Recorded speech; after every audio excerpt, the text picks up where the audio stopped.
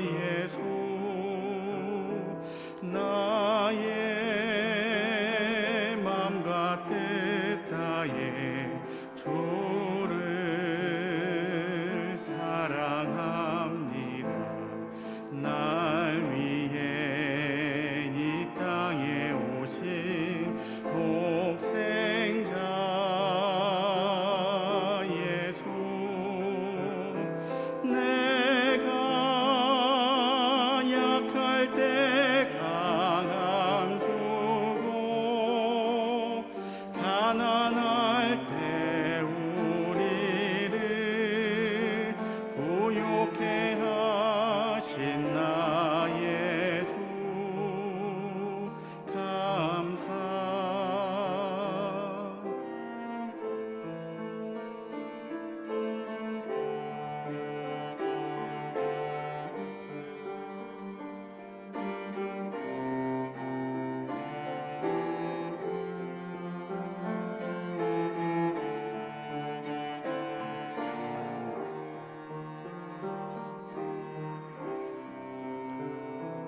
나의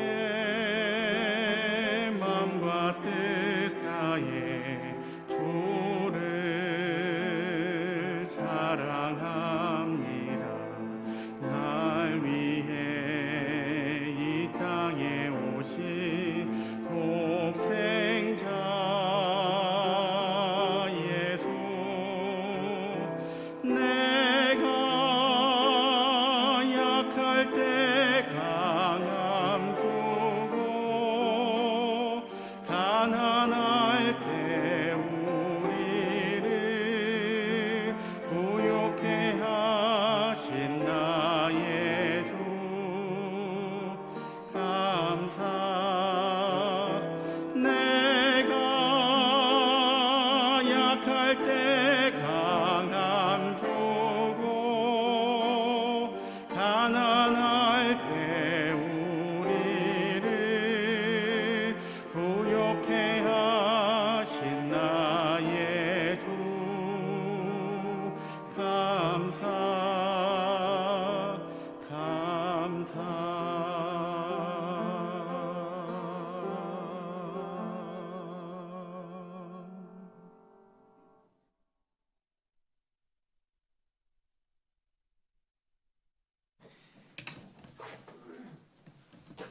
안녕하세요. 반갑습니다. 찬양하시느라고 수고하셨습니다. 마스크를 쓰고 찬양을 한다는 것이 정말 어려운데 마스크 쓰고 찬양 안 해보셨죠? 하여튼 수고해 주셔서 감사드립니다. 함께 기도하겠습니다. 거룩하시고 사랑이 풍성하신 자비로우신 아버지 하나님, 죄악 가운데 태어나서 죄를 짓기를 물마신 같이 하며 살아오던 우리 영혼을 긍휼히 여겨주셔서 피 흘려 구원해 주시고 하나님의 거룩한 자녀 삼아주신 크신 사랑과 은혜에 진심으로 감사드립니다. 코로나로 인해서 도두렵고 혼란한 가운데에서 저희들 살고 있지만 그 가운데서 하나님께서 우리 몸과 마음을 지켜주심을 참으로 감사드립니다. 뿐만 아니라 어려움 속에서도 하나님의 복음의 말씀을 전할 수 있는 기회를 우리에게 허락하여 주시고 그 허락하신 시간 속에서 존귀한 영혼들을 주님께로 인도할 수 있도록 우리를 귀하게 써주심을 감사드립니다. 지난 한 주간 동안 또 하나님의 허락하신 가운데에서 교회에서 귀한 복음의 말씀을 전할 수 있도록 또 도와주신 은혜 참으로 감사드립니다. 말씀 앞으로 나온 모든 분들이 늘 말씀을 통해서 하나님의 사랑과 은혜를 깨닫고 하나님이 귀한 자녀로 또 복음의 정인으로 살아갈 수 있도록 하나님께서 은혜 베풀어 주시기를 간절히 바랍니다. 오늘 저희들도 이렇게 말씀 앞으로 불러주시니 참으로 감사드립니다.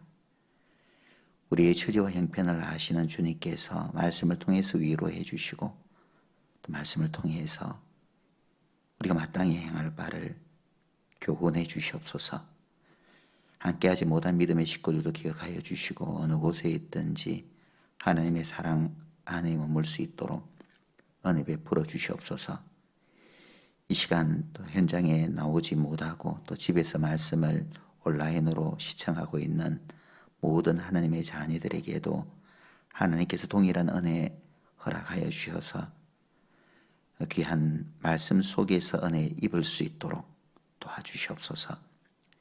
주 예수님 이름으로 기도하였습니다. 아멘. 성경 말씀 요한복음 1장 말씀을 찾아보겠습니다.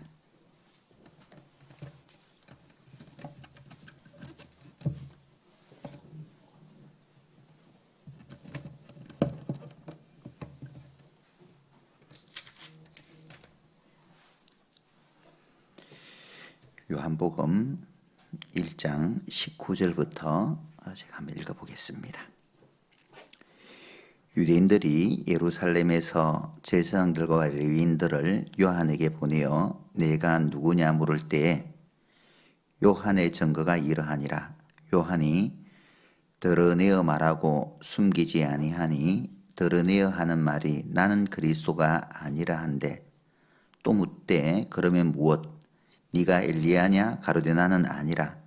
또 묻되 네가 그 선지자냐? 대답하되 아니라. 또 말하되 누구냐? 우리를 보낸 이들에게 대답하게 하라. 너는 네게 대하여 무엇이라 하느냐?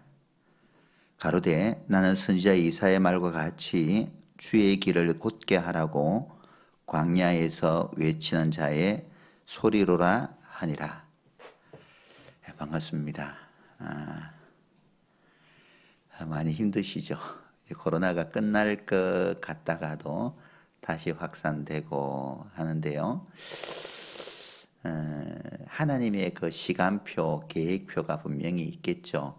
하나님께서 정하신 때가 되면은 이 코로나도 분명히 정리될 것이고 또 자유롭게 신앙생활 할 수 있는 기회를 다시 한 번 더 우리에게 주시리라고 생각합니다. 우리 마음속에 이 코로나가 의미 없는 것으로만 생각하지 마시고 분명히 하나님께서 이 코로나를 통해서 우리에게 주시고자 하는 교훈들이 있을 것인데 내가 얻어야 될, 깨달아야 될 교훈은 무엇인가 또 깊이 또 생각해 보신다면은 이를 통해서 분명히 하나님께서 나에게 주시고자 하는 그 교훈들이 각자에게 틀림없이 있으리라고 생각을 합니다. 힘든 것으로 코로나를 우리가 기억하는 것이 아니라 은혜와 감사함으로써 코로나 시대를 우리가 기억할 수 있었으면 좋겠다 하는 그런 마음입니다. 오늘은 예수님 앞서 구약의 마지막 선지자였던 세례 요한의 삶에 대해서 잠깐 말씀을 통해서 조명해 보도록 하겠습니다. 요한은 이 23절에 스스로를 이야기하기를 말하기를 나는 광야에서 외치는 자의 소리라고 자신을 소개하고 있습니다. 요한의 활동은 요한복음에서 이렇게 19절부터 시작되는데 요한의 출생 배경부터 보면은 참 의미가 있습니다. 요한은 이제 엄마 뱃속에서부터 이제 성령의 충만함을 잊게 되고 그리고 그가 해야 될 일들을 하나님께서 말씀을 해 주시는 곳이 따로 있죠. 이 말씀을 잡아두시고 요한복음 1장 말씀을 찾아봅시다. 누가복음 1장입니다. 죄송합니다. 누가복음 1장 8절입니다.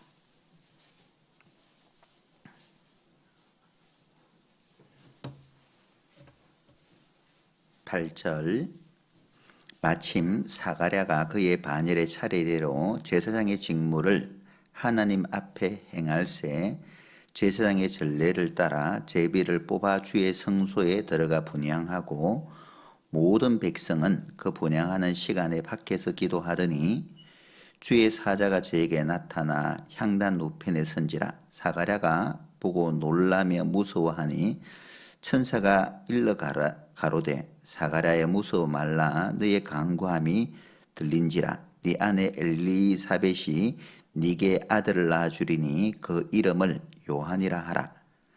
너는 기뻐하고 즐거워할 것이요 많은 사람도 그의 남을 기뻐하리니 이는 저가 주 앞에서 큰 자가 되며 포도주나 소주를 마시지 아니하며 모태로부터 성령의 충만함을 입어 이스라엘 자손을 주곧 저희 하나님께로 많이 돌아오게 하겠음이니라.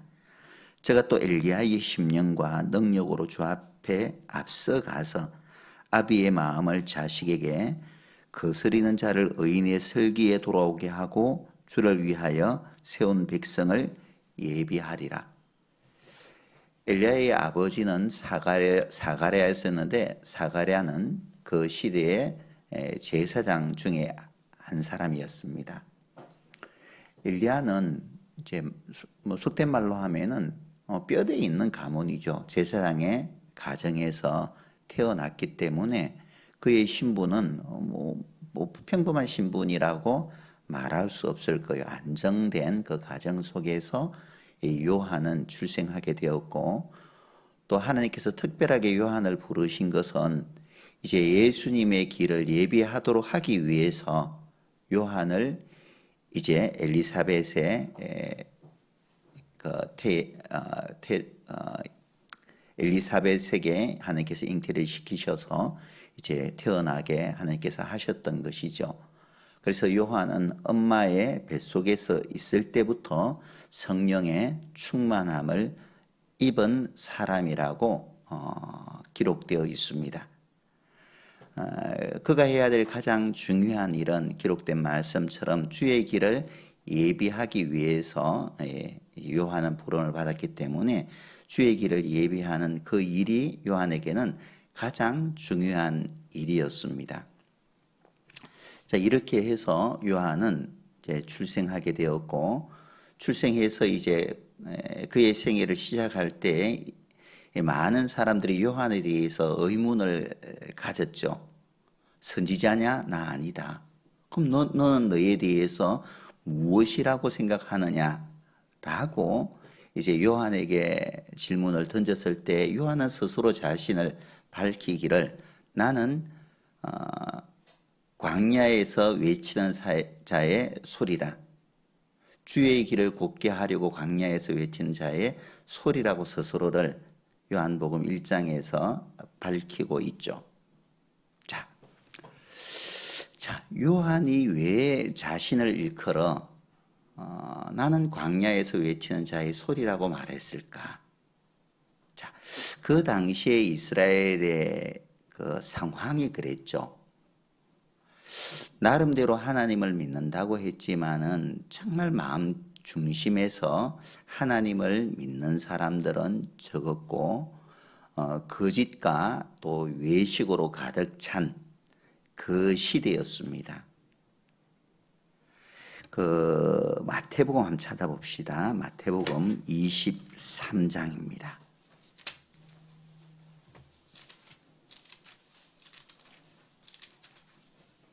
1절 23장 13절부터 한번 봅시다. 13절 화 있을진저 외식하는 서기관들과 바리새인들이여 너희는 천국 문을 사람들 앞에서 닫고 너희도 들어가지 않고 들어가려 하는 자도 들어가지 못하게 하는도다.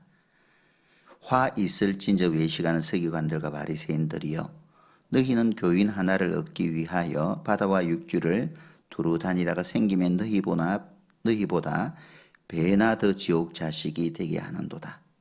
화 있을진저 소경된 인도자여 너희가 말하되 누구든지 성전으로 맹세하면 아무 일 없거니와 성전의 금으로 맹세하면 지킬지라 하는도다.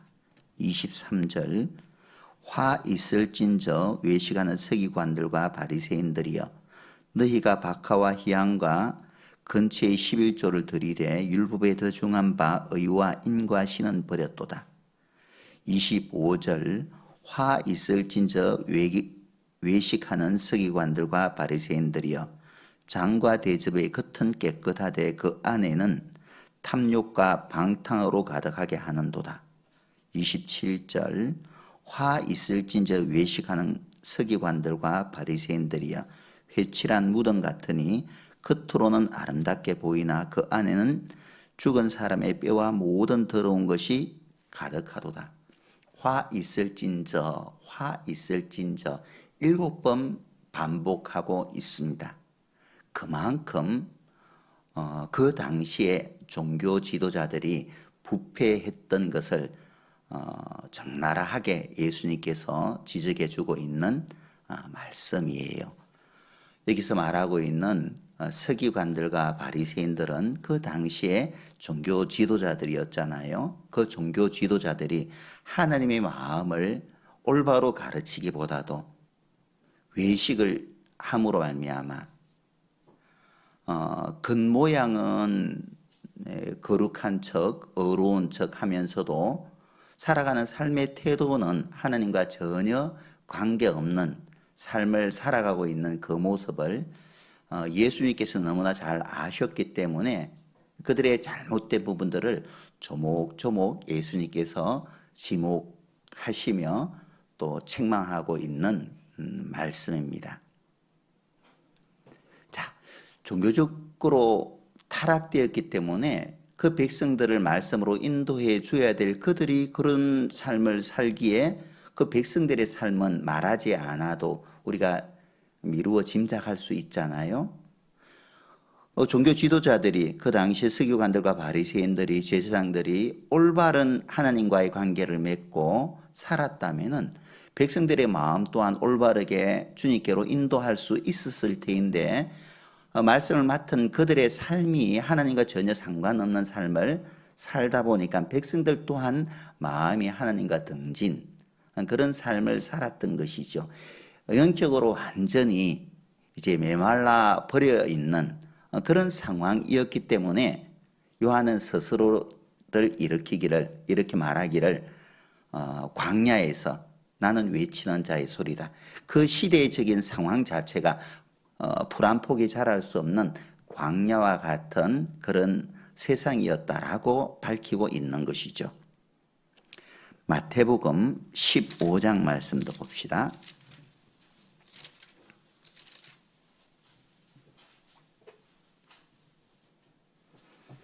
7절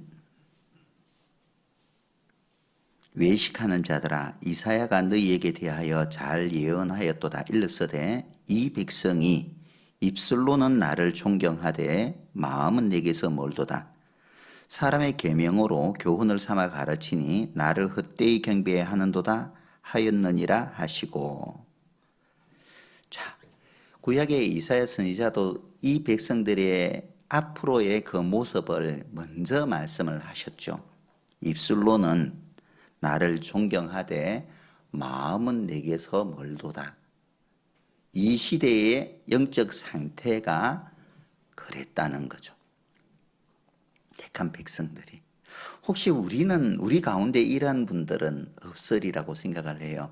입술로는 하나님을 사랑하고 하나님을 존경하고 주님 뜻대로 산다고 말은 하지만은 마음은 내게서 멀도다. 그런 분들 안 계시겠죠. 정말 우리 하나님, 사람은 외모를 보지만은 하나님께서는 우리 마음의 중심을 보시는 분이잖아요.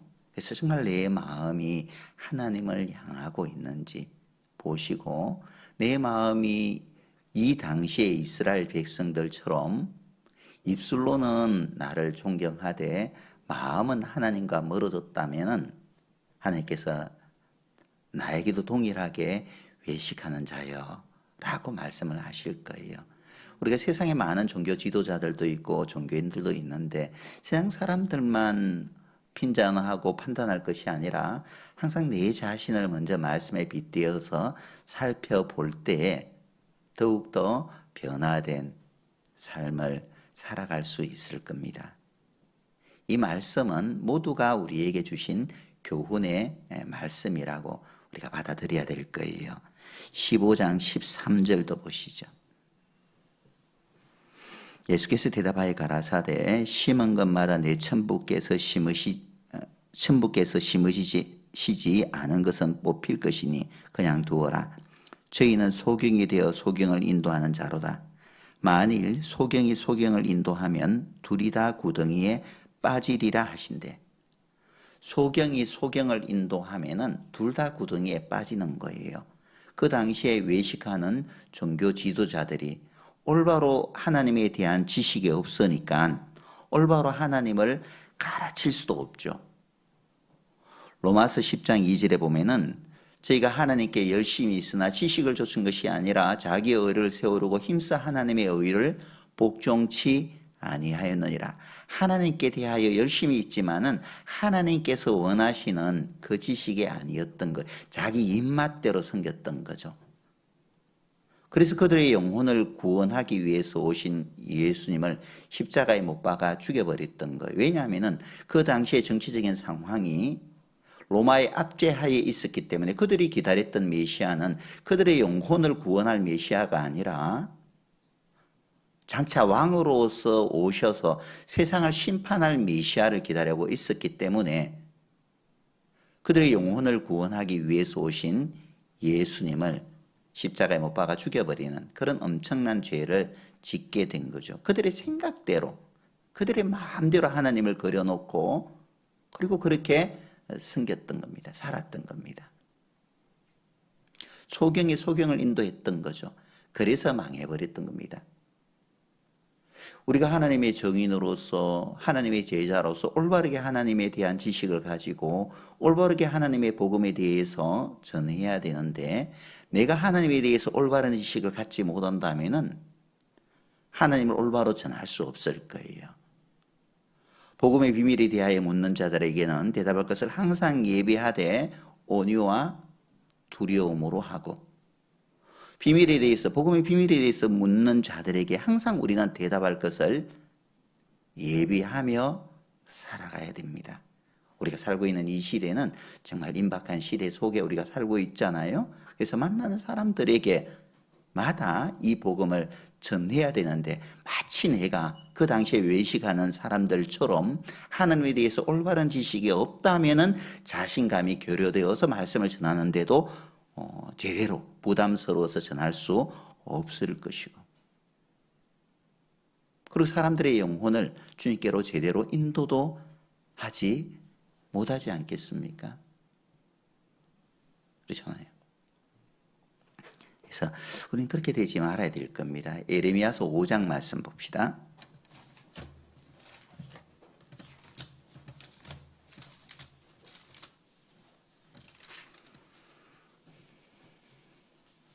(5장) 31절입니다.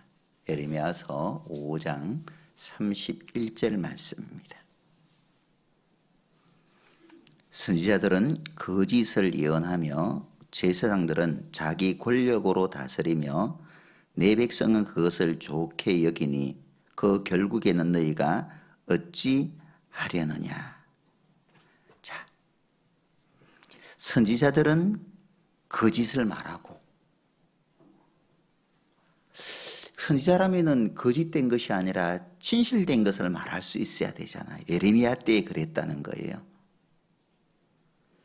그리고 제사장들은 자기 권력으로 다스리며 제사장의 역할은 하나님과 그 죄인 간의 그 중보자 역할을 해야 되는데 그 자기의 그 위치를 남용을 하고 있는 거죠.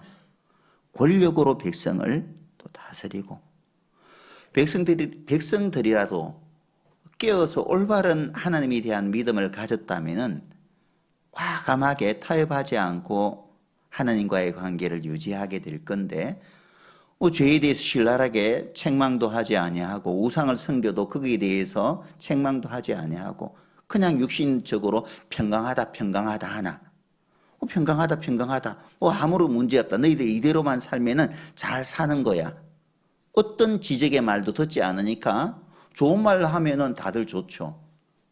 그러니까 백성들도 그 말을 좋게 여겼던 거예요.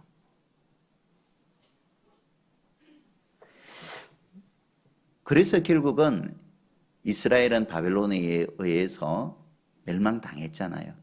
돌이킬 수 있는, 회개할 수 있는 기회를 얻지 못하고 멸망당했던 거죠.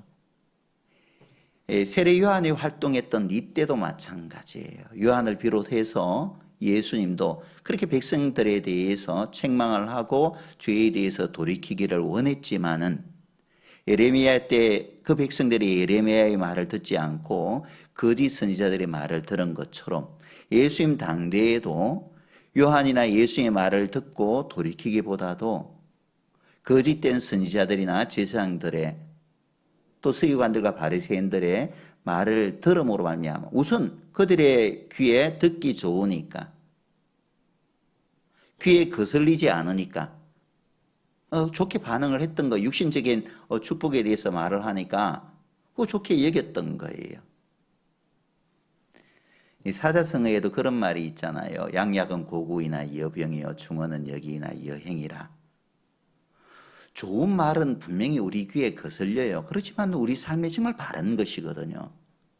우리 속에는 죄의 기질이 흐르기 때문에 육신의 것에 빨리 반응한, 육신의 것은 쉽게 이제 받아들이는 그런 경향이 있습니다. 하지만 하나님의 말씀은 육신의 것을 쳐서 부서뜨리니까는 때로는 고통스러운 거, 힘든 거예요.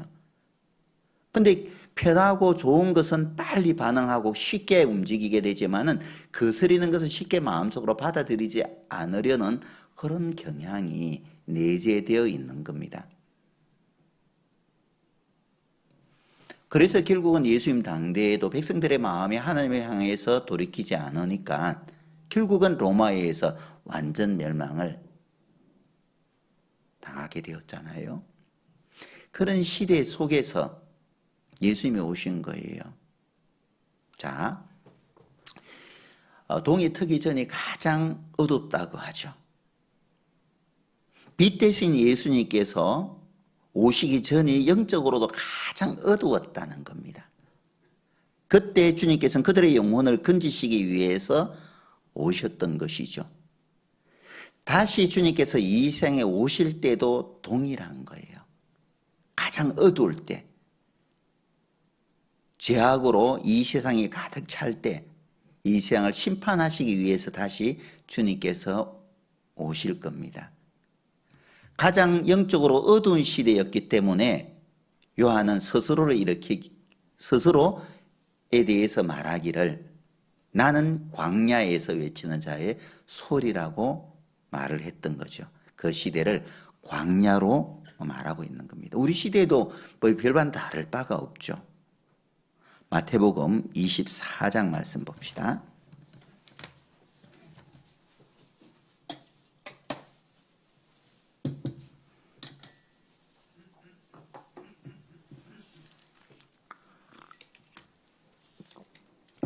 마태복음 24장 11절입니다. 거짓 선지자가 많이 일어나 많은 사람을 미혹하게 하겠으며 언제? 3절에 보면은 3절 후반절에 보면은 또 주의 임하심과 세상 끝에는 무슨 징조가 있사오리까? 주의 임하심과 세상 끝에는 바로 동이 트기 전이죠. 주님이 오시면 이제 세상을 환히 밝히실 것이기 때문에 동트기 전인 겁니다. 주의 임하심과 세상 끝에는 어떤 일이 있겠습니까? 라고 물었을 때 예수님께서 말씀하시기를 여러 가지 예언의 말씀들이 있지만은 11절에는 거짓 선지자가 많이 일어나 많은 사람을 미혹하게 하겠으며 거짓 선지자들이 많이 일어날 것이고 또 진리를 따르는 것보다 많은 사람이 그 거짓 선지자를 따를 것을 말씀을 하고 있는 거예요. 우리 시대에 보세요. 밤에 이제 베란다를 통해서 밖을 보면은요, 빨간 교회당 건물들이 참 많이 보이잖아요.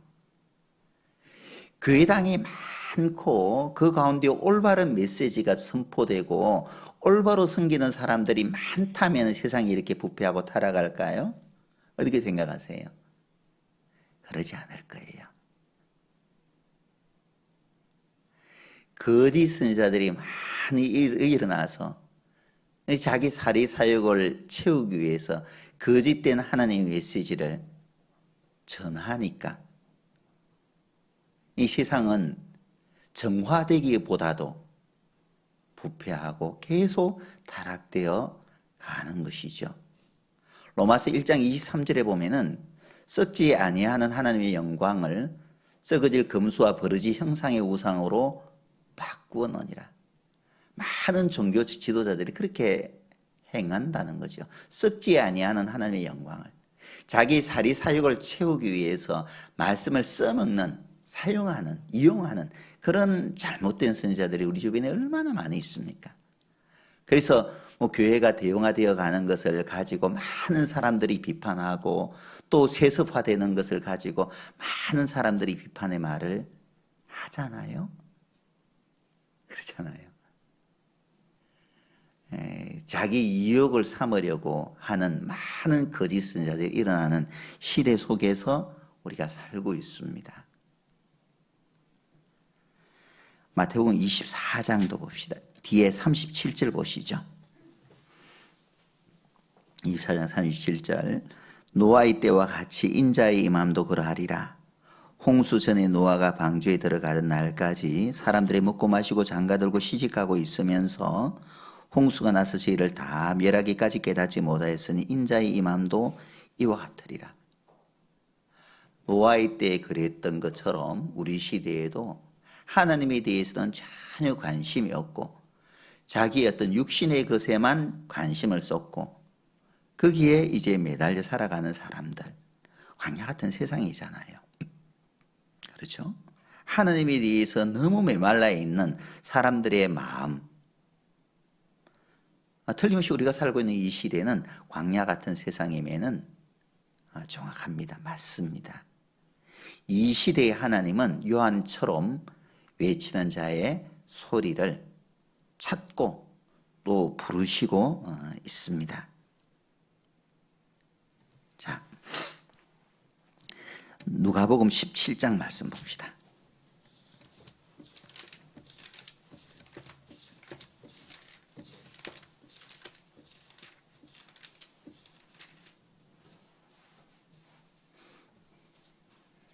(28절) 26절부터 읽겠습니다. 노아의 때에 된 것과 같이 인자의 때에도 그러하리라. 노아가 방주에 들어가던 날까지 사람들이 먹고 마시고 장가들고 시집가더니 홍수가 나서 저희를 다 멸하였으며 또 롯의 때와 같으리니 사람들이 먹고 마시고 사고 팔고 신고 집을 짓더니 롯이 소돔에서 나가던 날에 하늘로서 불과 유황이 비오듯 하여 저희를 멸하였느니라. 인자에 나타난 날에도 이러하리라. 노아의 때의 의인은 8명이었습니다. 노아의 가족들. 그 외에는 죄악으로 다 타락되었기 때문에 하나님께서 물로 심판을 하셨죠. 소돔과 고모라가 불탈 때는 롯의 가정뿐이었습니다. 의인 10명이 없어서 불로 심판당했잖아요. 소돔과 고모라, 아드마스, 보임이. 광야 같은 도시였고 광야 같은 세상에 하나님께서 물로 세상을 심판했던 거예요. 우리가 살고 있는 이 시대도 만만치 않죠. 롯의 때와 같으리니 노아의 때와 같으리니 틀림없이 우리가 살고 있는 이 시대에도 광야 같은 세상임에 틀림없습니다. 의인 10명이 없어서 소돔과 고모라가 심판당한 것처럼 에레미야 말서에서도 예루살렘의 의인 1명이 없어서 멸망당했잖아요. 예루살렘은. 우리 시대에도 마찬가지예요. 우리 시대에도. 누가복음 18장 8절에 보면은 내가 올 때 세상에서 믿음을 보겠느냐라고 말씀을 하셨습니다. 내가 올 때 세상에서 믿음을 보겠느냐. 정말 이 사람들의 마음이 메마르고 광야 같은 이때에 주님께서는 틀림없이 오실 거예요. 요한의 때에 요한이 회개의 세례의 복음을 선포할 때에 바로 주님이 바로 이어서 오셨잖아요.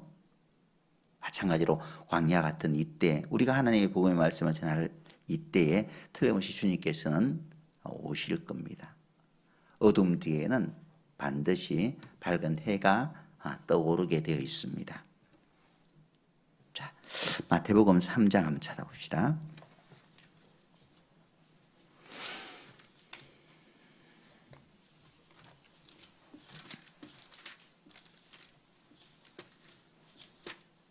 마태복음 3장 2절입니다. 1절부터 제가 한번 읽어볼게요. 그때 세례 요한이 이르러 유대 광야에서 전파에 가로되 회개하라 천국이 가까웠느니라 하였으니 저는 선지자 이사야로 말씀하신 자라. 일러스되 광야에서 외치는 자의 소리가 있어 가로되 너희는 주의 길을 예비하라 그의 첩경을 평탄케 하라 하였느니라. 이 요한은 약대 털옷을 입고 허리에 가죽띠를 띠고 음식은 메뚜기와 석청이었더라. 자, 요한이 사역할 때 그가 첫 번째 던진 메시지가 뭐예요? 그가 첫 번째 던졌던 메시지는 회개하라. 천국이 가까웠느니라. 이것이 그가 던진 첫 번째 메시지였습니다. 요한의 역할이 뭐예요? 주의 길을 곧게 하고 주의 길을 평탄케 하는 것이 요한이 해야 될 가장 중요한 일이에요.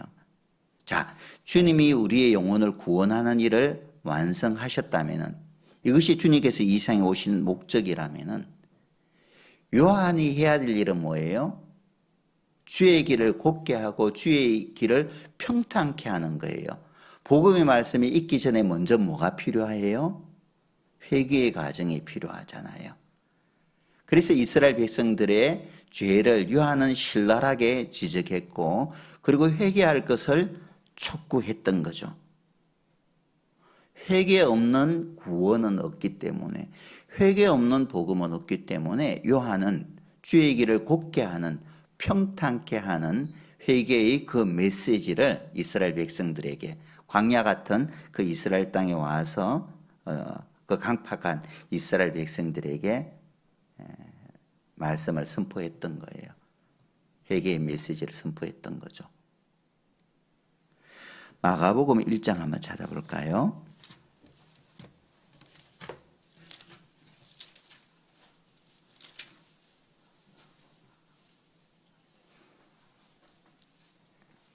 (14절) 요한이 잡힌 후 예수께서 갈릴리에 오셔서 하나님의 복음을 전파하여 가라사대 때가 찼고 하나님 나라가 가까웠으니 회개하고 복음을 믿으라 하시더라.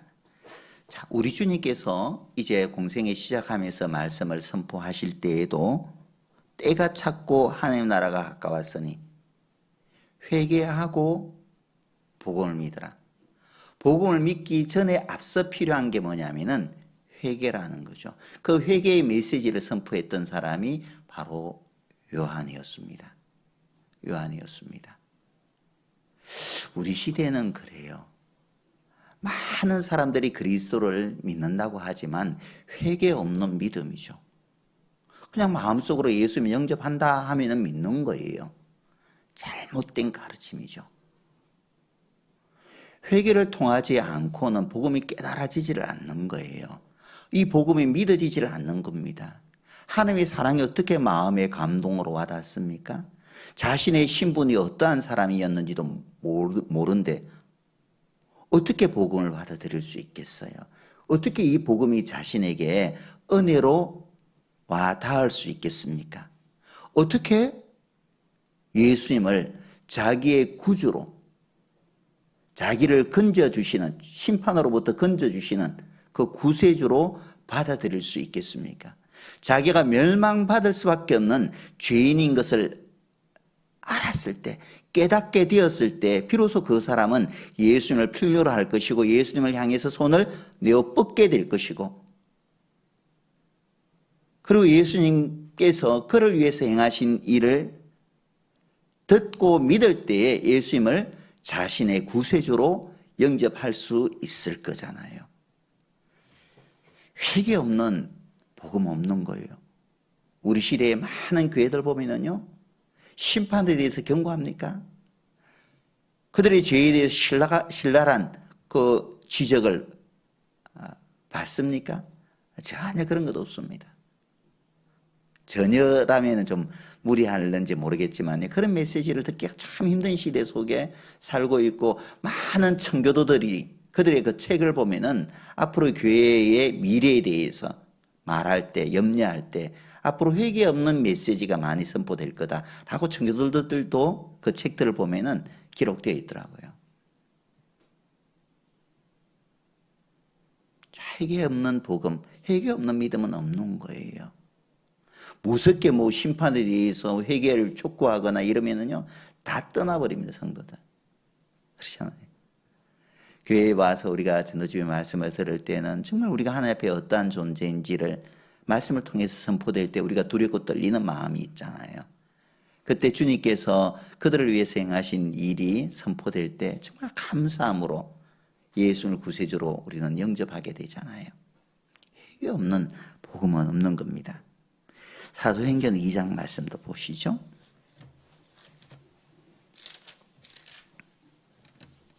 38절입니다.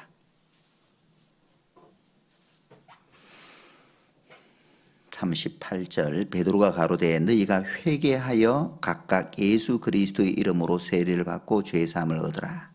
그리하면 성령을 선물로 받으리니. 자, 오순절 성령이 임하고 난 후에 이 베드로를 비롯해서 제자들이 하나님의 말씀을 선포했습니다. 그들이 선포한 메시지가 너희들이 죽인 그 예수가 하나님께서 보내주신 메시아다.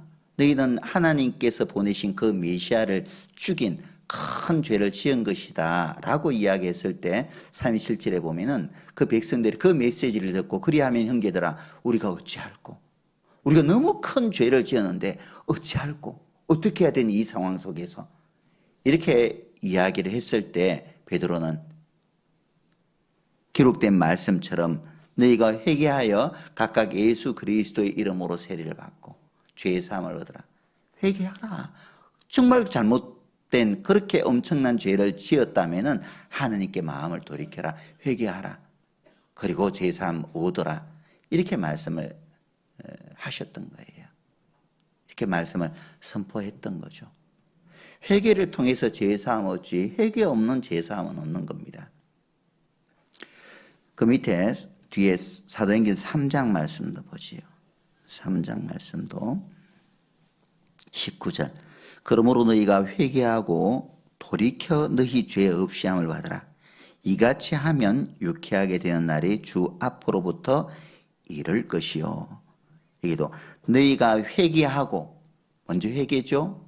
돌이켜 죄 없이 함을 받으라. 회개하고 먼저 회개가 선행되어져야 될 것이고, 그래서 요한은 예수님 앞서 와서 회개의 메시지를 선포했던 거예요. 그래야지 예수님께서 완성하신 이 복음이 마음속에 받아들여질 수 있기 때문에. 그래서 한 사람의 영혼이 주님께로 돌아올 때에는 반드시 자신의 죄를 깨닫고 회개하는 과정이 필요합니다. 사도행전 20장 말씀도 봅시다.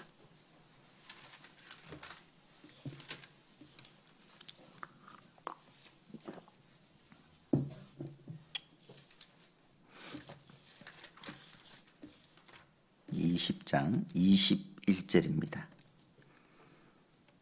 유대인과 헬라인들에게 하나님께 대한 회개와 우리 주 예수 그리스도에 대한 믿음을 전가한 것이라.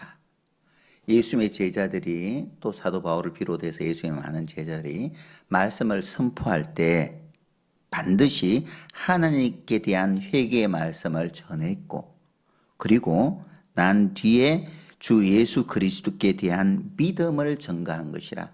회개의 말씀을 선포하고, 그리고 믿음, 회개를 선포하고 죄 사함을 받고, 회개를 선포하고 복음이 믿어지게 돼 있는 거예요. 그래서 요한은 앞서 와서 회개를 선포했죠. 회개할 것을 촉구했던 겁니다. 누구든지 신분의 고하 여부를 막론하고 정말 백성들의 죄를 신랄하게 지적해서 그 마음을 하나님께로 돌이키도록 그 역할을 요한은 했던 겁니다. 마태복음 14장 한번 찾아봅시다.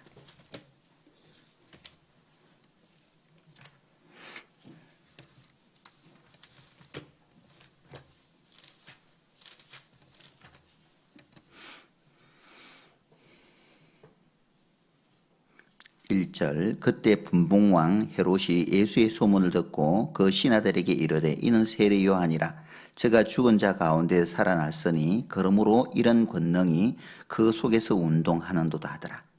전에 헤롯이 그 동생 빌립의 아내 헤로디아의 일로 요한을 잡아 결박하여 옥에 가두었으니 이는 요한이 헤롯에게 말하되 당신이 그 여자를 취한 것이 옳지 않다 하였습니다.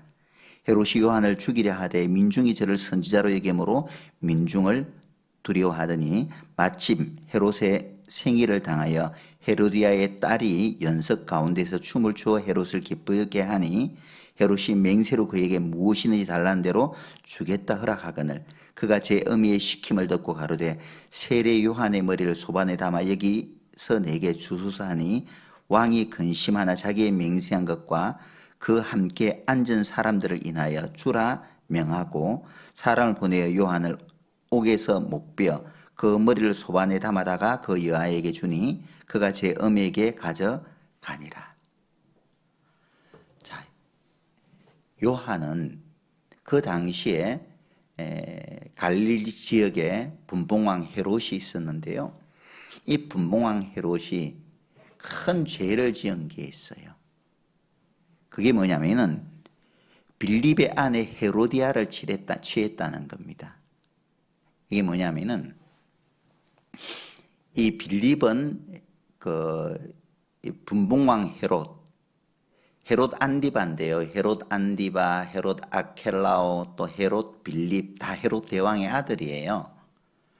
근데 이제 빌립 1세, 헤롯 빌립 1세의 아내가 헤로디아인데 이 헤로디아를 안디바가 범한 거죠. 로마로 올라가는 도중에 자기 동생 빌립 집에 들려서 몰래 헤로디아, 빌립 1세의 아내를 범해버린 거예요.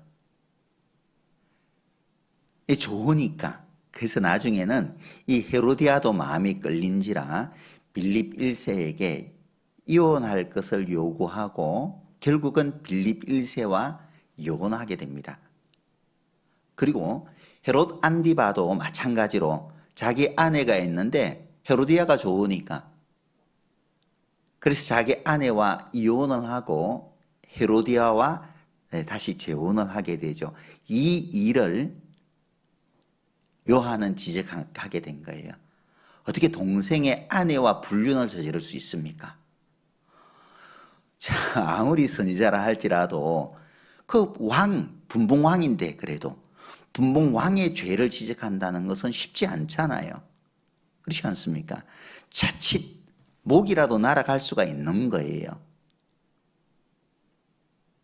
물론 많은 사람이 이 요한을 선지자로 여겼기 때문에 그 죄에 대해서 지적을 받아도 감히 헤롯 안디바는 요한을 어떻게 할 수가 없었던 거예요. 근데 뒤에 이제 헤로디아의 딸이 춤을 추니까 살로메인데 춤을 추니까 뭐 해줄까? 나라의 절반이라 줄게. 이랬더니 참 여자가 좀 독하지 그 헤로디아라는 여자가. 그 딸도 그래요. 요한의 목을 달라 했던 거예요. 결국은 요한은 이 일로 죽게 됩니다. 자, 헤로디아는 뭐 자기의 치부가 요한으로 말미암아 드러났으니까 얼마나 요한이 믿겠어요. 근데 요한은 하나님께서 그에게 맡겨주신 그 사명, 맡겨주신 것이 회개할 것을 촉구하는 그 일이 요한이 해야 될 일이잖아요.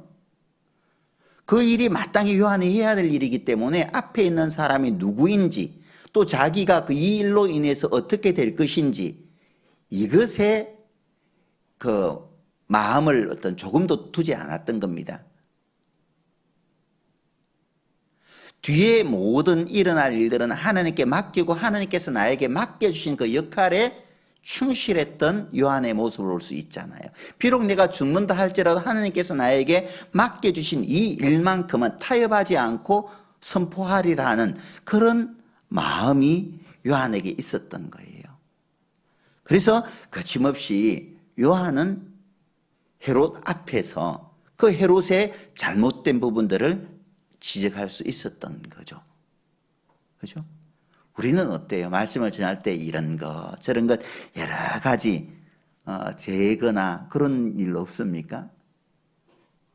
혹시 내가 이렇게 말함으로 말미암아 사람들에게 핀잔 들으면 어떻게, 저 사람들은 내 직장 상사인데 부장인데 뭐 사장님이신데 내가 어떻게 그런 분에게 이 말씀을 선포할 수 있겠어? 주저하거나 망설일 때 참 많이 있잖아요. 이번 명절이 이제 돌아오고 있는데 명절에 가서 이제 완고한 또 부모님에게 말씀을 전하려고 하면은 우리 부모님이 얼마나 유교적이고 뭐 제사도 그렇게 많이 지내는데 말했다가는 분란 나는 것 아니야? 쫓겨나는 것 아니야? 하나님께서 우리를 증인으로 삼으셔서 이 말씀을 선포하라고 명하셨는데 요한은 거침없이 말씀을 전한 반면에 나는 행여 주저하거나 망설이진 않을까, 그렇게 되어서는 안 된다는 거죠. 요한이 광야에서 외치는 자의 소리라면 우리 또한 광야에서 외치는 자의 소리로서 담대하게 우리 입을 벌려 하나님께서 우리에게 맡겨주신 그 사명을 감당할 수 있어야 될 겁니다. 그렇잖아요? 요한은 자기에게 맡겨진 그 사명을 감당하기 위해서, 잘 수행하기 위해서 모든 것을 내어버릴 수 있는 그런 결단력이 있었고 그런 담대함이 있었어요. 전반부에 말씀드린 것처럼 요한은 제사장의 가문이었잖아요. 속된 말로 뼈대에 있는 가문이었던 거예요. 가만히 있으면은 그 아버지 아비야의 반열대로 그건 자기도 제사장이 될 수 있었을 것이고, 약대 트롯 대신에, 그가 입었던 약대 트롯 대신에 비단 옷을 걸치며 지낼 수도 있었겠죠. 메뚜기와 석청이 아니라, 메뚜기와 석청은 광야에서 얻을 수 있는 것들이고, 집에 가만히 머물러 있었다면은 기름진 것들 얼마든지 먹을 수 있었을 거잖아요. 왜 광야로 나갔어야만 될까요?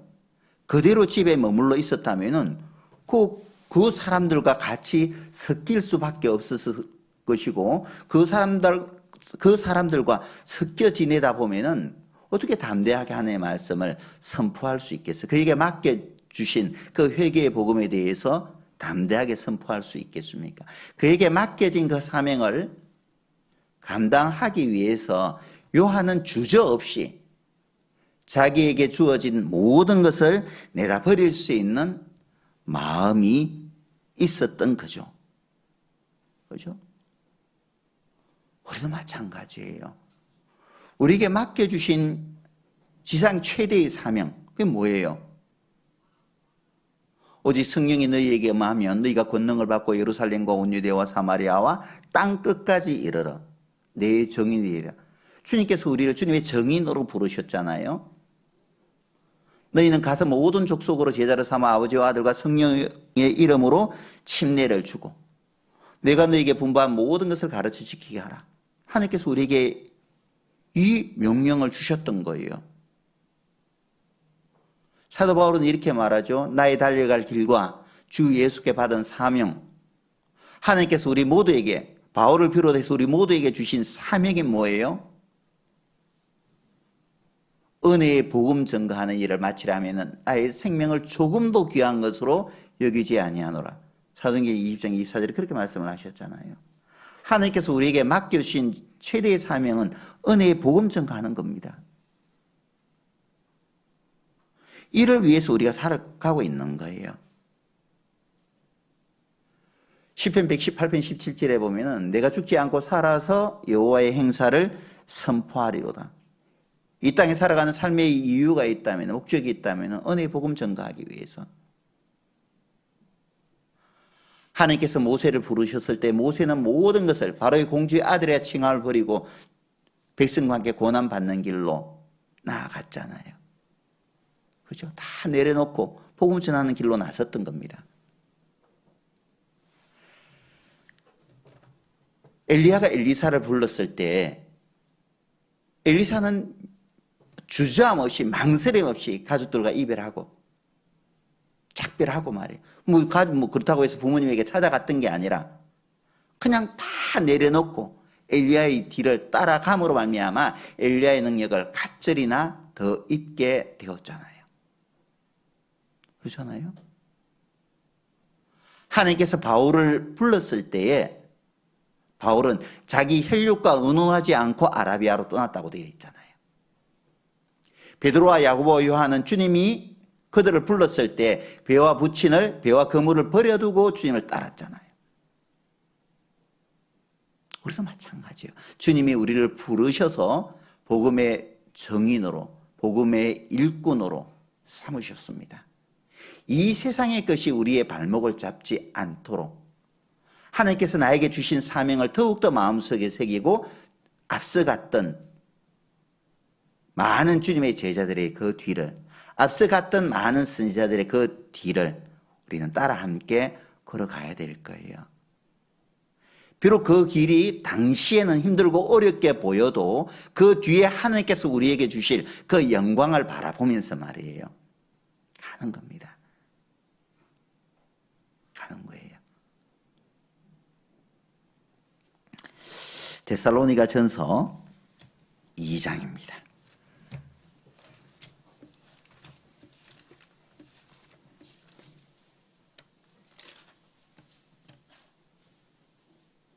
(3절입니다)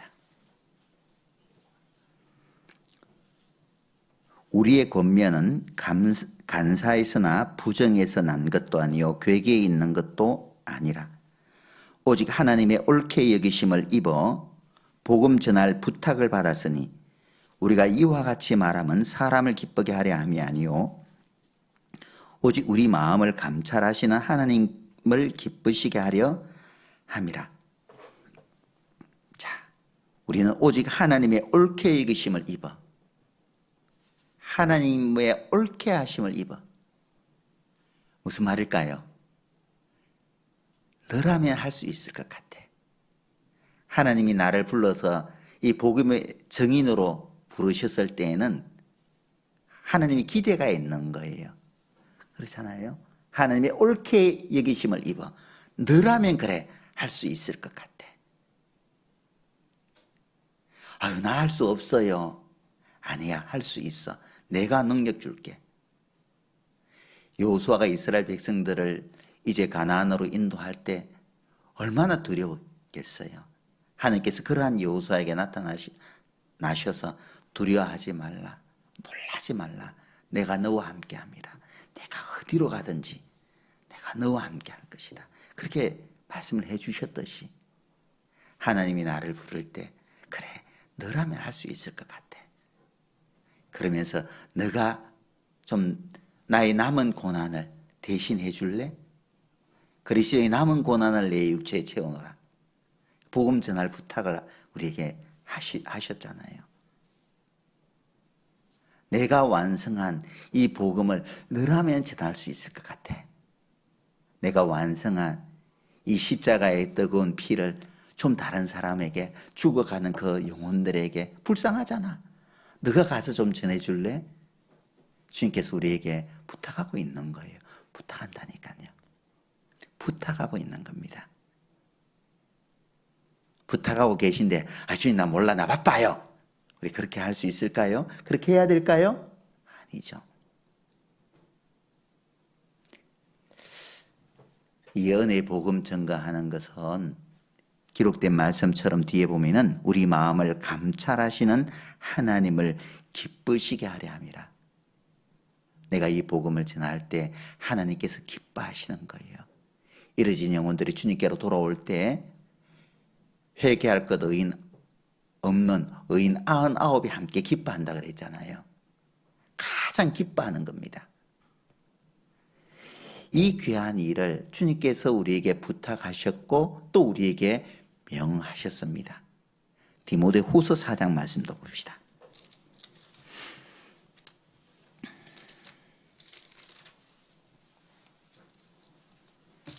4장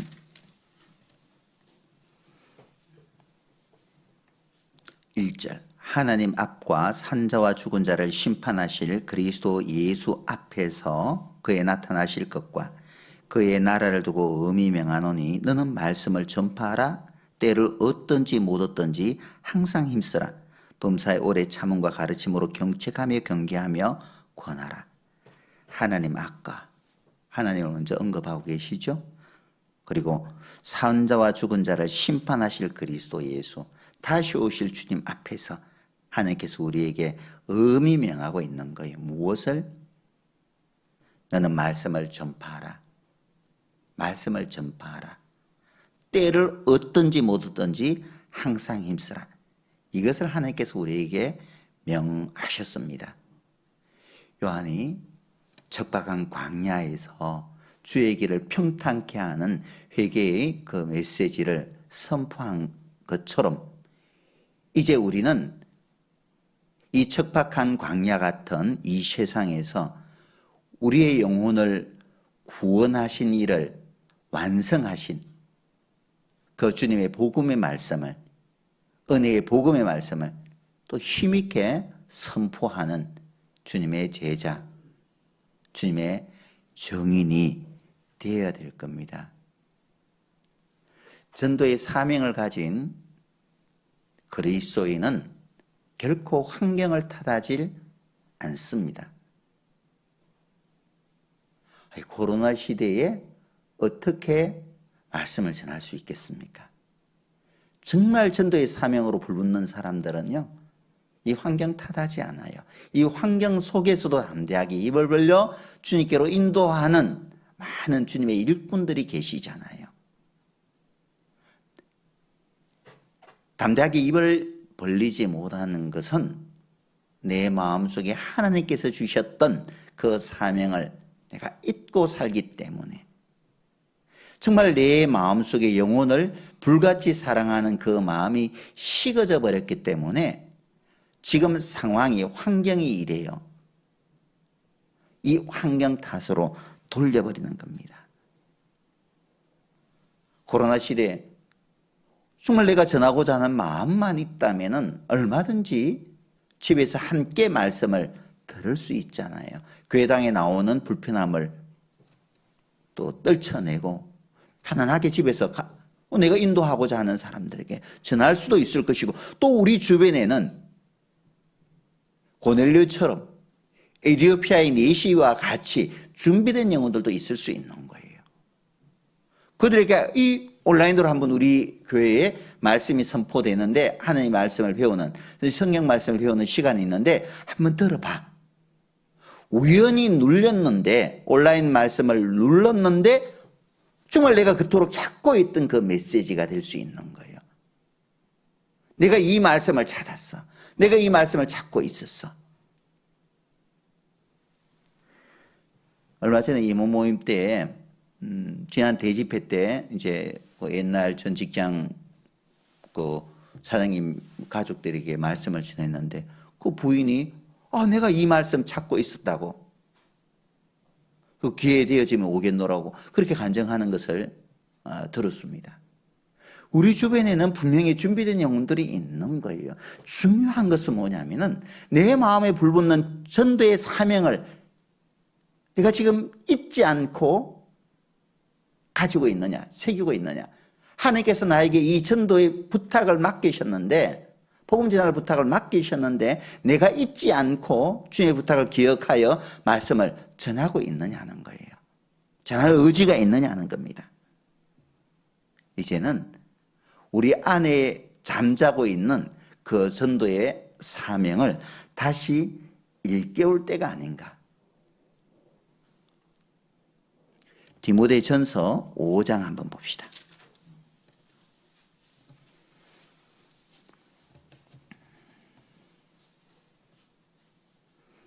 5장 8절입니다.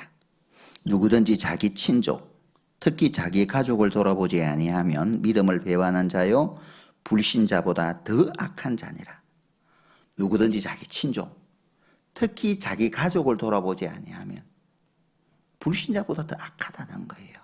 우리는 믿지 않는 사람들의 운명을 알잖아요. 그들의 결말이 어떻게 될 것을 우리는 말씀을 통해서 알 뿐만 아니라 믿고 있는 겁니다.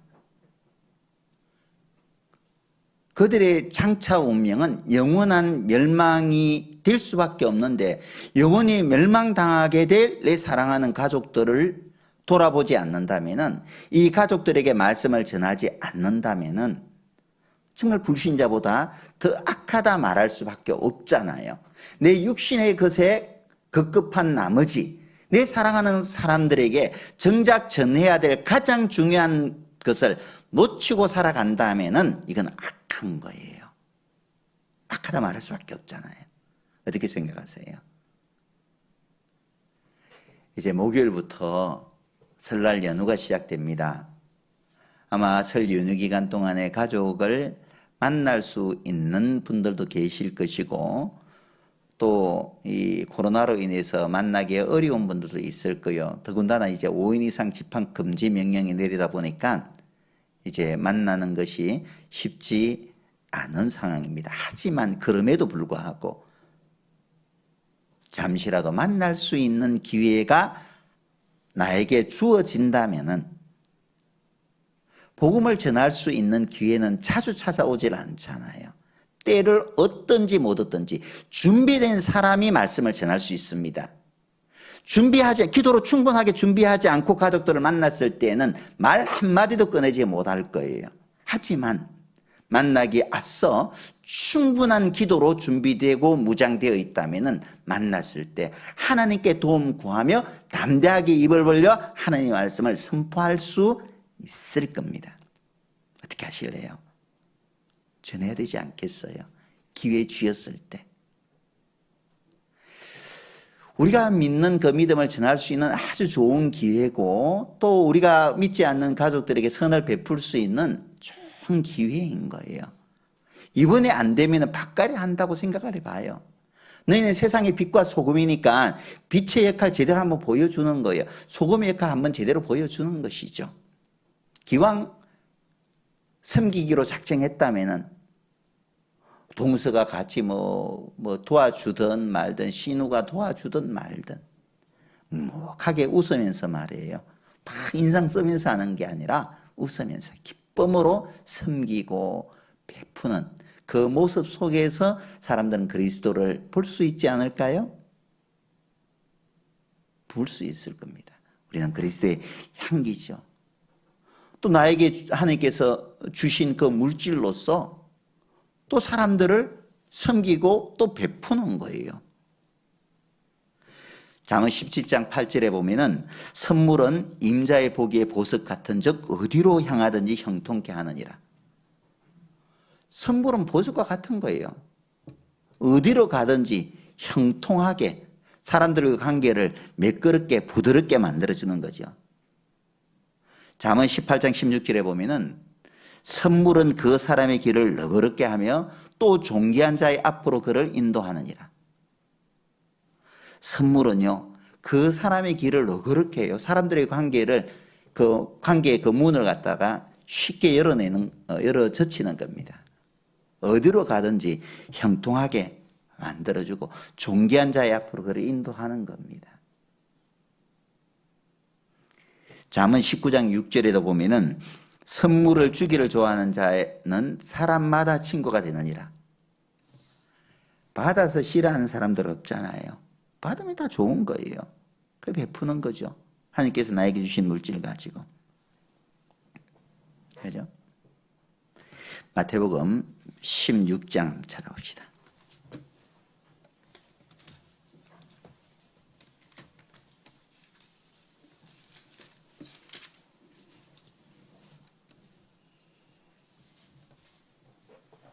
(24절)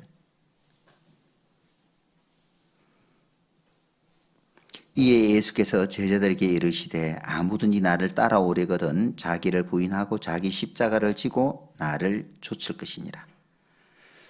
자, 나를 따라오려거든. 기왕 우리가 주님을 따르기로 작정했다면, 주님의 제자가 되기로 작정했다면 그리스도의 길을 곧게 하려고 평탄케 하기 위한 일꾼으로 부름을 받고 그 길을 걷기로 내가 작정했다면 하나님께서 나에게 맡겨주신 그 사명, 그 사명을 성공적으로 내가 감당하기를 간절히 원한다면 어떻게 살아야 될까요? 요한이 그랬던 것처럼 자기를 부인하고, 내가 제사장의 가문이면 어떻고 뭐 뼈대에 있는 가문이면 어때요? 다 주님 앞에 내려놓는 거예요. 사도 바울은 가말리엘 문화에서 많은 학문을 습득했잖아요. 하지만 그리스도 예수를 아는 지식이 가장 고상하기 때문에 자기가 가진 모든 지식들 배설물처럼 다 내다 버려버렸잖아요. 그리고 오직 그리스도만 알기로 작정하고 그리스도만 선포했잖아요. 그렇지 않습니까? 우리도 마땅히 그래야 될 거예요. 자기를 부인하고 자기 십자가를 지고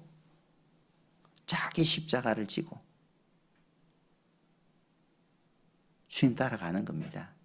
힘들어도 또 어려워도 또 때로는 눈물 날 일이 있어도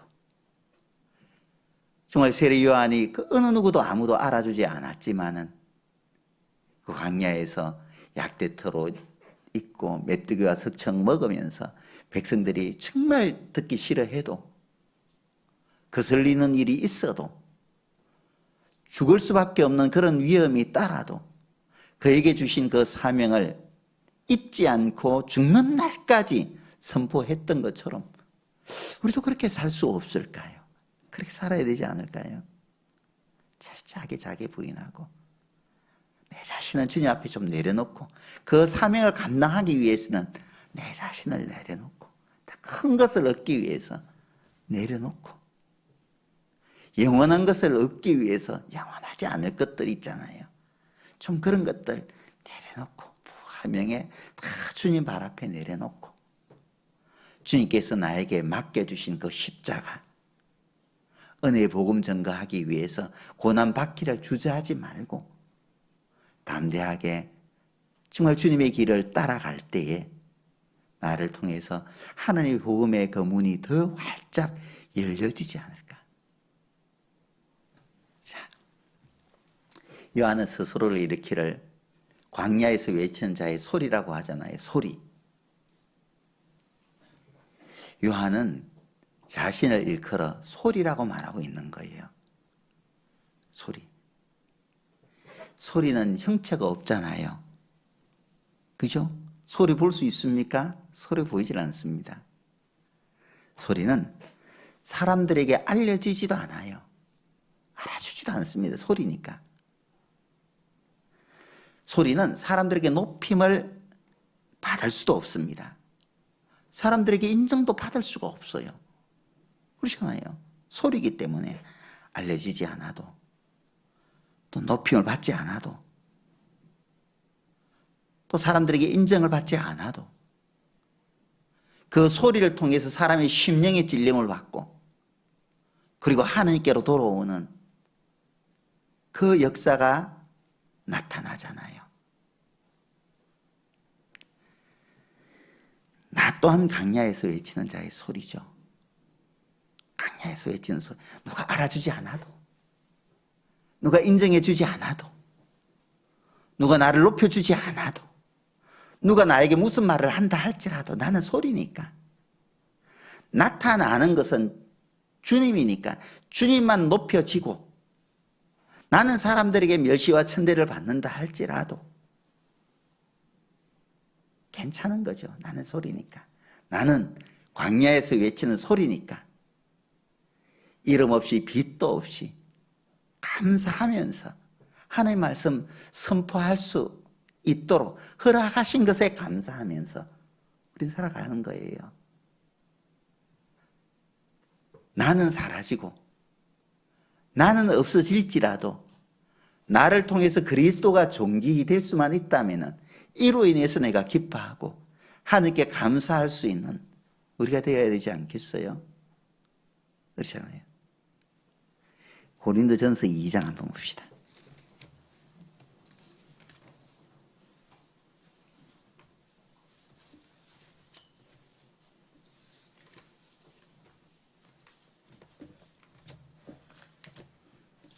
2장 1절입니다. 형제들아, 내가 너에게 나아가 하나님의 증거를 전할 때 말과 지혜의 아름다운 것으로 아니하였나니 내가 너희 중에 예수 그리스도와 그의 십자가에 못 박히신 것 외에는 아무것도 알지 아니하기로 작정하였음이라. 자, 사도 바울은 복음을 전할 때 자신의 말과 지혜의 아름다운 것으로 하지 않았다고 말하고 있습니다. 뭐가 학문이 딸려서 자기 지혜를 전하지 못하거나 그게 아니잖아요. 그 당시 가말리엘 문화에서 배웠기 때문에 얼마나 학문에 대해서 정통했겠습니까? 지혜가 없어서 자기 신의 지혜를 드러내지 못한 것 전혀 아니에요. 능력이 부족했어요. 사도 바울의 언변은 뛰어났잖아요. 아레오파고에서 설교할 때 그 당시에 철학자들이 사도 바울의 말에 어떤 말도 대꾸도 하지 못했잖아요. 그렇잖아요. 지혜와 능력이 부족한 게 아니에요. 그러나 하나님의 말씀을 전파할 때는 자기의 말과 지혜의 아름다운 것을 하지 않았습니다. 그가 정말 간절히 하나님의 말씀을 전할 때 기도했던 것은 뭐냐면은 자기가 드러나지 않기를 원했던 거예요. 오직 십자가만 높여지기를 원했던 거죠. 그죠? 혹시 내가 나타남으로 말미암아 십자가의 영광이 가리워질까 이것을 염려했던 거예요. 오직 십자가만 높여지기를 간절히 원했던 거죠. 사도 바울에게 있어서 십자가가 최고이고, 그렇죠? 사도 바울은 주님만 최고이고 그 외의 것은 아무것도 아니었기 때문에 십자가를 전하기를 그렇게 원했고 주님을 전하기를 가장 간절하게 사모했던 거죠. 가만히 생각해 보죠. 내가 가장 잘 아는 게 뭐예요? 내가 가장 잘 아는 게 뭐예요? 십자가잖아요. 우리가 가장 잘 아는 거 십자가 맞잖아요. 십자가에서 주님 만났고 십자가에서 나를 보았고 십자가에서 하나님의 사랑도 깨달았잖아요. 가장 잘 아는 거예요. 내가 가장 사랑하는 분이 누구예요? 내가 가장 사랑하는 분이 주님이잖아요. 내가 가장 잘 아는 십자가, 내가 가장 사랑하는 주님, 잘 알고 내가 가장 사랑하는 것을 전하는데 무슨 거리낌이 있겠습니까? 무슨 어려움이 있겠어요? 내 말과 지혜의 아름다운 것을 전하려고 하니까 힘든 거죠. 내가 아는 그 십자가, 내가 가장 자랑스럽게 여기고 내가 가장 사랑하는 그 주님 그대로를 사람들에게 선포하는 거예요. 그러면 전혀 거칠 것이나 어려움이 없는 거예요. 그러나 우리가 말씀을 전할 때 나를 드러내려고 하니까 그게 힘든 거죠. 오직 내가 말씀을 전할 때 정말 내가 사랑하는 그 주님, 내가 사랑하는 그 십자가만 내가 전하리라는 마음을 가지고 이것만 전할 수 있도록 도와달라고 기도하면서 전하는 거예요. 나는 없고 오직 주님만. 그래서 우리는 요한과 같이 광야에서 외치는 자의 소리가 되어야 되는 겁니다. 나는 없는 거예요. 우리는 소리와 같은 존재예요. 누가 인정해 주든 인정해 주지 않든, 누가 칭찬을 하든 칭찬을 해주지 않든 그것에 마음 둘 필요 없는 거예요. 누가 나에게 뭐라 말을 한들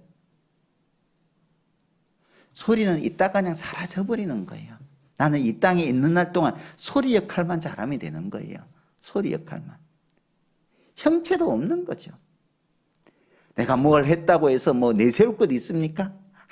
아무것도 없는 거예요. 내가 한 사람 영혼 전도했다고 내가 그 영혼 다 전도한 거예요? 아니에요. 주님이 하신 일이잖아요. 나는 단지 소리로서 주님의 도구에 불과했던 거예요.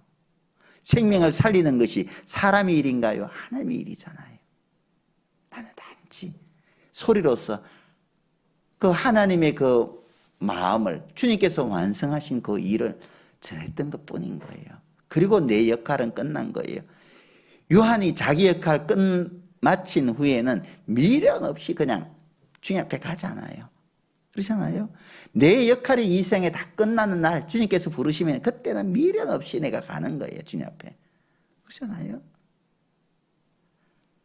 내가 소리라는 것을 모르니까 자꾸 내가 올라오는 거죠. 소리라는 것을 모르니까.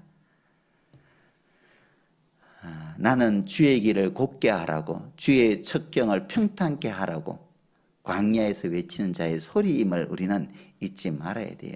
하나님께서 나에게 맡겨주신 이 사명, 은혜의 복음 전가하는 일, 그 일을 위해서 나는 광야에서 외치는 자의 소리다. 항상 우리는 이것을 기억해야 될 겁니다. 그럴 때 아무 문제될 것 없어요. 소리가 뭐 문제될 게 뭐가 있겠어요. 소리인데. I'm sorry. I'm sorry. 나는 소리예요. 광야에서 외치는 자의 소리예요.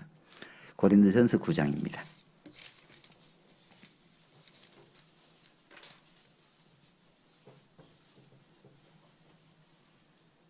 16절.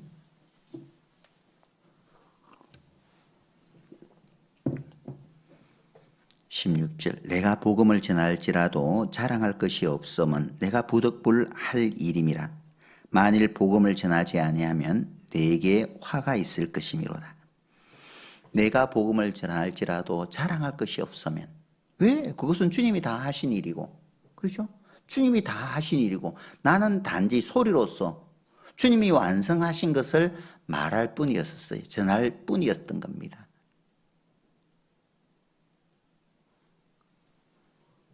또한 이 복음 전하는 일은 주님께서 나에게 맡기신 일이기 때문에 부득불할 일입니다. 마땅히 하나님의 은혜를 깨달은 사람으로서 하나님께서 나에게 행하신 일을 선포해야 될 책임을 가진 사람이기 때문에 복음을 전할지라도 나는 자랑할 것이 없는 거예요. 언니가 한번 이런 설교를 한 적이 있습니다. 기억하실지 모르겠어요. 이 컵을 만드는 공장에서는 이 컵의 원가를 정확하게 뽑아냅니다. 우리는 단순하게 이 컵 가격만 알고 있죠. 뭐 2,500원 하면 이 전체의 컵 가격이에요. 그러나 이 공장에서는 어떻게 해서 2,500원이 되는지를 정확하게 산출해내죠. 그 안에는 제조 공장에서의 가져야 될 기본적인 마진, 이익이 있을 것이고, 그 다음에 그 모래를 살 때 필요한 원가, 또 물을 섞어야 되니까 물 가격, 또 공장을 돌리는데 기계가 이것을 돌려야 되기 때문에 기계의 감가상각, 이 모든 것을 딱 조합해서 인건비라든지 이런 것을 조합해서 하나의 이 컵의 가격이 만들어지는 겁니다. 하나님께서는 완전하신 분이기 때문에 한 사람의 영혼이 주님께로 돌아올 때에는 주님의 역사가 없다면 불가능한 거잖아요. 주님은 그 모든 과정을 꿰뚫어 보시는 거예요. 지난주까지 1교구 온라인 집회를 했는데요. 우리 식구들 나와서 또 온라인으로 말씀을 들었던 분들도 많이 계시겠지만 나와서 또 새롭게 말씀을 듣는 분들을 위해서 숨은 곳에서 봉사해 주신 분들도 계셔요. 주차 봉사도 해주시고요. 또 좌석 안내도 해주시고 말입니다. 또 나와서 또 청소 담당하신 분들도 계실 거예요. 또 방송을 담당하시는 그런 분들도 계시잖아요. 물론 말씀을 선포하시는 목사님도 계시고, 이 모든 것이 어우러져 한 사람의 영혼이 주님께로 돌아오는 거잖아요. 한 사람이 모든 일을 다 한 것이 아니에요. 하늘을 사랑하는 자들, 곧 그 뜻대로 부르심을 입은 자들에게는 모든 것이 합력하여 선을 이루느니라. 하늘을 사랑하는 자들이 모여서 하나님의 복음을 위해서 수고하는 모든 것은 선으로 나타나는 거예요. 하나님께서 선으로 갚아주신다는 그런 말씀이죠. 함께 수고하고 함께 희생하고 함께 기도하고 함께 마음을 모았기에 한 사람의 영혼이 구원받는 거예요. 자, 이제 주님께서 다시 오실 날이 가까워진 시대 속에 살고 있습니다. 우리가 이 복음을 전할 수 있는 기회는 그렇게 시간은 많이 남아있지 않을 거예요. 분명히. 자, 이때에 하나님께서 외치는 자의 소리를 찾고 있어요. 광야에서, 이 광야 같은 세상에서 이 복음을 소리 높여 외치는 그 소리를 찾고 있어요. 누가 이 광야에서 외치는 자의 소리가 되시겠습니까? 내가 누구를 보내며 누가 우리를 위하여 갈고, 누가 광야에서 외치는 자의 소리가 되어줄까요? 하나님께서 우리 각자에게 묻고 계십니다. 하나님, 나는 능력이 없는데요. 괜찮네. 우리가 하나님의 옳게 여기심을 입어 너라면 할 수 있을 것 같아. 그래서 내가 너 구원했잖아. 그래서 내가 너 제자 삼아줬잖아. 그래서 내가 너 할 수 있을 것 같아서 내가 역사의 마지막 때 복음의 마지막 주자로 불렀거든. 너 약하고 능력 없고 부족하고 내가 왜 모르겠냐? 근데 내가 있잖아. 내가 도와주면 되잖아. 내가 부족한 거 메꾸어 줄게. 내가 힘들면은 내가 너 붙들어 줄게. 세워 줄게. 한번 해봐. 너라면 할 수 있을 것 같아. 함께 해볼래? 주님께서 나에게 묻고 있는 거예요. 광야에서 외치는 자의 소리로다.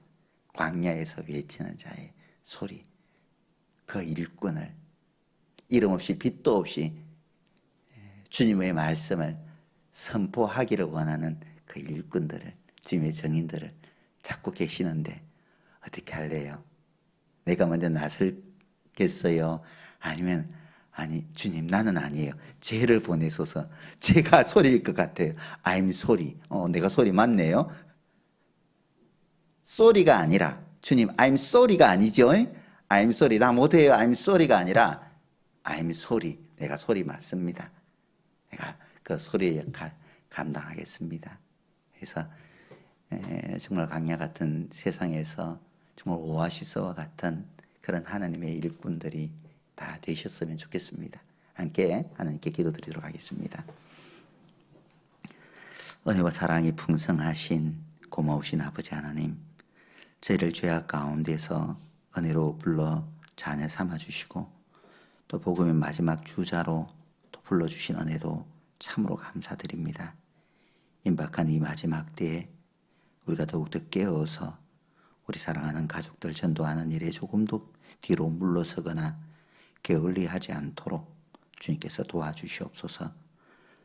특별히 이번 주간은 또 설 연휴로 사랑하는 사람들을 만나는 귀한 시간들이 또 예비되어 있습니다. 그 시간을 통해서 또 귀한 우리 사랑하는 사람들에게 나에게 이루어진 하나님의 사랑을 조금도 가감없이 담대하게 전할 수 있는 우리 모두가 될 수 있도록 도와주시옵소서. 복음 전가하는 일에는 조금도 뒤로 물러서거나 또 망설이지 않도록 하나님께서 우리 마음을 일깨워 주시옵소서. 항상 우리 마음속에 우리는 광야에서 외치는 자의 소리라는 것을 늘 기억하게 하시고 우리에게 베푸르신 하나님의 이 귀한 사랑을 광야 같은 세상에서 크게 외쳐 선포하는 주님의 자녀들 될 수 있도록 도와주시옵소서. 설날 명절 또 가족들과 유익한 시간 보낼 수 있도록 도와주시고 또 그들에게 이 귀한 은혜의 복음이 전해질 수 있도록 또한 도와주시옵소서. 우리를 언제나 변함없이 사랑하여 주시는 우리 구주 예수님 이름으로 감사 기도드립니다. 아멘.